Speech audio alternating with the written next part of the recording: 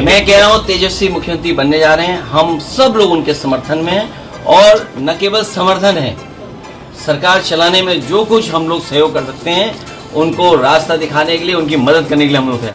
पीड़ित, दुखी और अपमानित लोग बड़ी संख्या में लोग हैं, बड़ी संख्या में लोग हैं।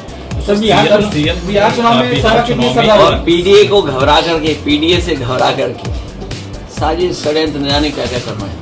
कल मुख्यमंत्री पीडीए का मुकाबला ये लोग नहीं कर पाएंगे। सर, जितने भी बीएलओ हैं, आप बीएलओ की लिस्ट निकाल के लाइए, अगर एक भी उसमें पीडीए हो तो बताइए, और अगर पीडीए हैं तो सूची बताइए पीडीए की। इलेक्शन कमीशन निष्पक्ष कार्रवाई नहीं करता। इलेक्शन कमीशन की जिम्मेदारी है कि वोटर लिस्ट को ठीक रखना, पूरा वोट पड़ जाए। क्या आपको दिखता है कि वो निष्पक्ष है? यूपी का कोई बाई इलेक्शन उठा लो आप, या जनरल इलेक्शन उठा लो आप, भेदभाव के साथ काम करता है इलेक्शन कमीशन और उसका एडमिनिस्ट्रेशन। इसलिए आरोप लगना तय। और एसआईआर में घोटाला करना चाहते हैं बीजेपी के लोग। बिहार बदलाव मांग रहा है। बिहार बेहतर, खुशहाली और तरक्की के रास्ते पे जाना चाहता है। बीजेपी एक षड्यंत्र के तहत, हाँ सोचिए, इंडिया गठबंधन नीतीश जी को प्रधानमंत्री बना रहा है, और आज केवल चेहरे के लिए मुख्यमंत्री हैं वो। मैं आज आपसे फिर कहता हूं, बिहार की जागरूक जनता भी ये जानती है, जितने विपक्ष के लोग हैं वो सब मंचों से कह रहे हैं कि केवल नीतीश कुमार जी को चुनाव के लिए रख रहे हैं आगे। अंकित, समाजवादी पार्टी के विधायक, इनको शुभकामनाएं देने, इनको बधाई देने, और शादी के बाद का कार्यक्रम उसमें शामिल होने हम लोग आए। केवल चेहरे के लिए मुख्यमंत्री हैं वो। मैं आज आपसे फिर कहता हूं, बिहार की जागरूक जनता भी ये जानती है, जितने विपक्ष के लोग हैं वो सब मंचों से कह रहे हैं कि केवल नीतीश कुमार जी को चुनाव के लिए रख रहे हैं आगे। चुनाव के बाद भारतीय जनता पार्टी उन्हें मुख्यमंत्री नहीं बनाएगी। और आप पूछ भी सकते हैं किस आधार पे ये बात कह रहे हैं आप।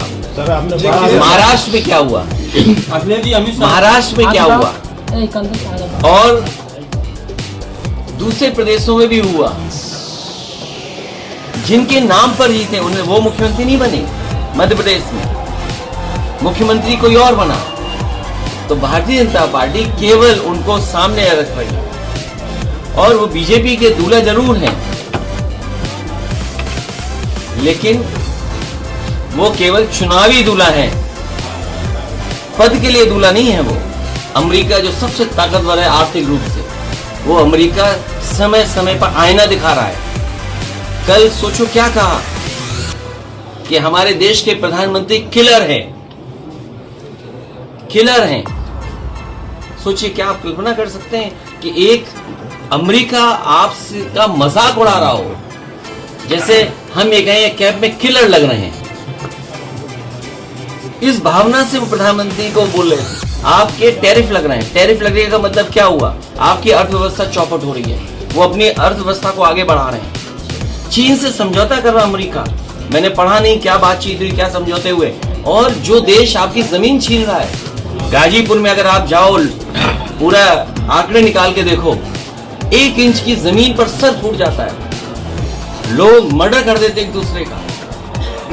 खेती को लेकर के 1 इंच जमीन इधर उधर हो जाए मेड़ की तो झगड़ा हो जाता है। वो अलग बात है कि अंग्रेज आया, जमीन बांटता चला गया, लेकिन यहीं पर उसकी यादगार है। सर, कल और चीन ने हमारी कितनी जमीन कम छीन ली। ये भारत सरकार अभी तक बताने को तैयार नहीं कि हमारी जमीन कितने वर्ग फीट है, कितने स्क्वायर किलोमीटर भारत का हमारा एरिया है। क्या हम सब लोग भारत के एरिया को नहीं जानना चाहते? इसीलिए 2022 का चुनाव प्रचार मैंने गाजीपुर से शुरू किया था। और मैं जानता हूं गाजीपुर की धरती समाजवादियों की धरती है। उन्हें हमें उसी मत से, उसी तरीके से, उससे बेहतर जिताएगी। और हम गाजीपुर के लोगों को और यहाँ के नौजवानों को भरोसा दिला के जा रहे हैं। किसान खेती बाड़ी की तो मदद करें ही करेंगे। मैं जब उतर रहा था, ग्राउंड देख रहा था मैं, कि कई नौजवान उस पर तैयारी करते होंगे फौज की भर्ती का। मेरे दाई तरफ जब मैं हेलीकॉप्टर से उतर रहा था, एक ग्राउंड बनाया हुआ है उन्होंने, ऑब्स्टेकल्स लगाए हुए हैं। तो समाजवादियों का मौका मिलेगा और हम लोग लड़ते रहेंगे जब तक फौज की भर्ती पक्की ना हो।